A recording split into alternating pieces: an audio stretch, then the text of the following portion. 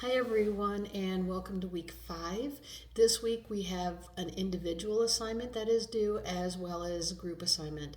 Both of these items will be due on day 7. So let's start by taking a look at the individual assignment here, which is the mind map. A mind map is very simple. Don't overthink your mind map. You can hand draw them if it makes it easier for you. You've seen them before where you put the main topic in the middle and then you branch out and you have relationships along on the outside of them. So I do give you in the directions, there are 2 links. One is to Wise Mapping and the other is to Coggle if you prefer to use an electronic version of a mind map, or you can at least do a little Google search on what is a mind map, what do they look like, and you'll see plenty of images on that if you want to hand draw it. So that's also acceptable. So here we have 4 different things that are expected of you, and each of those are going to have levels. So the very first one is going to be leadership. When you look at leadership, so you'll have your center branch. Your center topic, right? And then off of that, you'll have leadership. And then off of that, you'll have characteristics and another branch that'll show the roles and another branch that'll show skills of leadership. You'll do another section for the second bullet, which is change agents, and then the characteristics, roles, and the skills. And then the same thing for culture of innovation. And then the last part is barriers to change. So you'll have all of those in one great big concept map so that you can actually see how they would relate to one another. Now there's another part to the mind map. It's part 2, which is your analysis.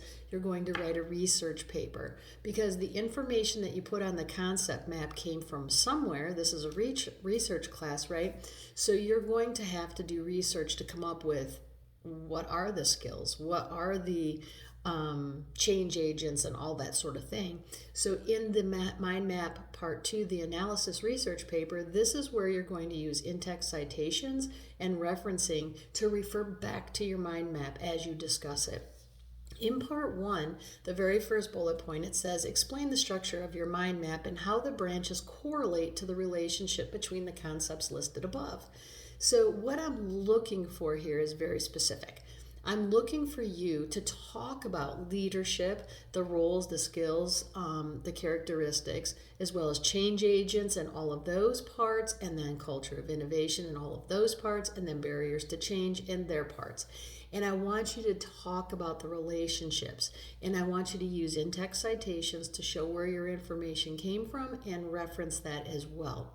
It's very important that you do that. I'm not looking for how you designed it. I'm looking for the relationships among leadership, change agents, culture of innovation, and barriers to change. Now, the next bullet point would be an entirely different paragraph, and you would have a different subheading here. You would call it primary barriers. So what are the primary barriers to the culture of innovation? And you would provide a response with in-text citations. And then the last one is, what can leaders and change agents do to overcome those barriers? You need to research it, give me in-text citations, and then at the end it will all be referenced.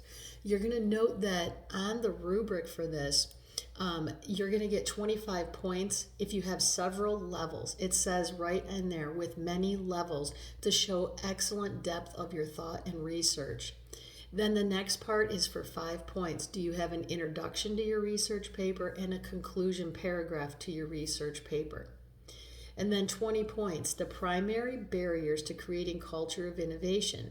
Has this been discussed thoroughly and supported, and demonstrate critical analysis and application of the course concepts? So you'll get 20 points for that. 20 points for the leadership and change agent to be thoroughly discussed and supported with research. And then at the end, your writing and mechanics are worth 10 points. Okay, and then in this part, this 10 points, this is where we're looking for no errors in the title page, the in-text citations. Do you have separate headings for everything? And so make sure that you are using the rubric when you are putting together your work before you submit. That will guarantee that you're going to get a good grade, right? Because you followed that rubric and you've double checked your work.